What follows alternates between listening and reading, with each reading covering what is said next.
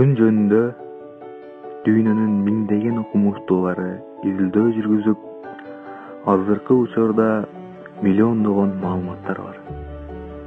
Анда эмесе биз бүгүн ошол маалыматтардын айрымдарына токтоло кетебиз. Күн бул күн системасындагы жалгыз жылдыз болуп саналат. Анын 73%-ын суутек, 24%-ын гелий, калган бөлүгүн жана башка ушул сыяктуу заттар камтып турат. Күндүн массасы Жердикинен 333 000 эсе чоң. Башкача айтканда, 19,8 көй-тоондун 33-даражасындагы килограммды түзөт. Жана бул сумма күн системасынын суммардык массасынын 99,87%-ын түзөт.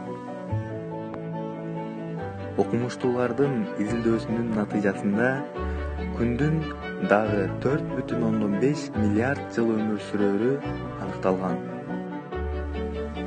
Ал эми күн менен жердин ортосундагы орточо аралык 149,6 миллион километрди түзөт. Май жана башка казылып алынуучу отундардын башка түрлөрүндө сакталган энергия күн нурунан улам келип чыгат. Анткени буга чейин бул энергия фотосинтез аркылуу алынган. Күндүн ультрафиолет нурлары антисептик касиетке ээ. Ал аны суу жана башка объектилерди дезинфекциялоодо колдонууга мүмкүнчүлүк берет. Планетабыздын ар кайсы аймактарындагы адамдардын терисинин түсү күндүн ортосундагы горизонттон жогору турган бурчка жараша болот.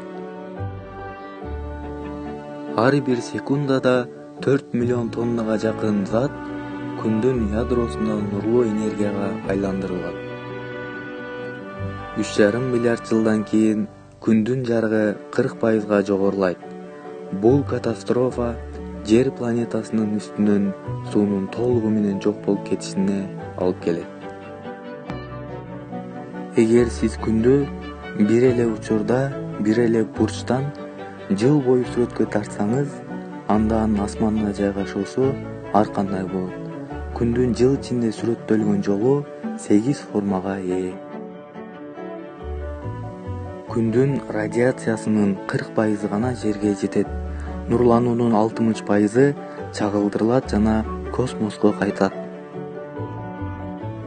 Учурда күндүн бир нече эгиздери белгилүү. Алар мүнөздөмөлөрү боюнча бири-бирине окшош келет.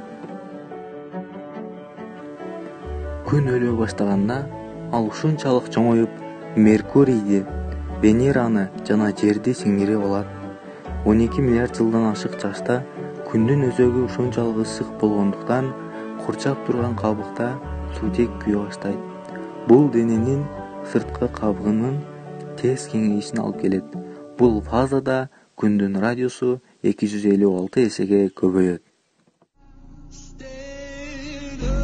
Албетте, бул бир гана окумуштуулардын чыгарган жыйынтыгы. Ал эми калган жагын бир гана Кудай билет.